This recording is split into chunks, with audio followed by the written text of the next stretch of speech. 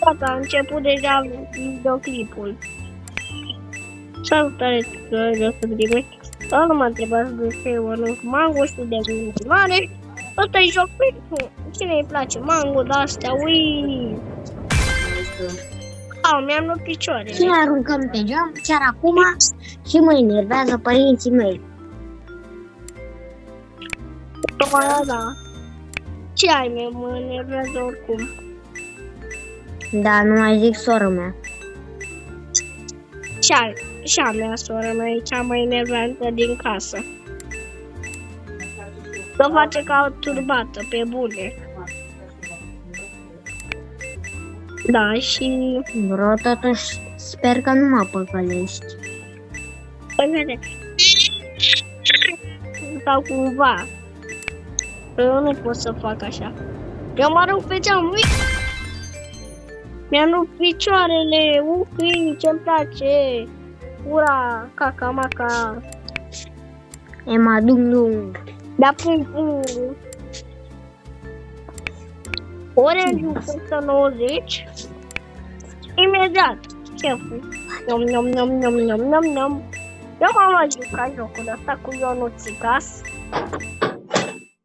Ce-mi place? Da, vă minte. Minte. Tu minți. M-am mai jucat. Bro, de fapt eu nu m-am mai jucat niciodată. Ai uitat că eu de-abia am intrat acum 5 minute pe tine.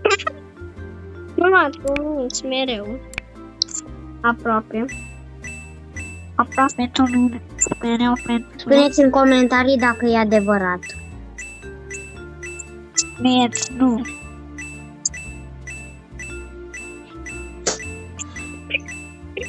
Dacă nu vă găsesc și vă dau dislike la videoclipurile voastre. Dislike de la abonare. Unii oameni pot să nu facă videoclipuri chiar. Știu. Le dau bani. Și atunci de ce zici chestia asta? Și poate copiază cu profilul. Da, îți copiez eu. Da, o să-ți copiez eu profilul și o să-ți dau bani. Păi n-ai cum, că tu o să-ți bani singur. Îți copiez profilul și apoi o să mi-l stric și o să ți-l stric și pe al tău în același timp. Păi oricum o să-mi pun poză secretă. Da, ia uite, acum ce explozie o să fac. Nu, să-mi arăți pe geam, un meu. Da, nu vrei să știi. Oricum vrei să ies doar puțin afară să mă pun pe cameră să-ți arăt cum anies la mine. Da, vreau să văd.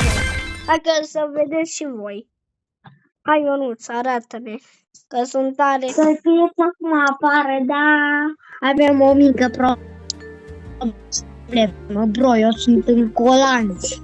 Când se ies afară pe gem. La mine sunt vreo minus 20 de grade, bro. La mine să vedem pe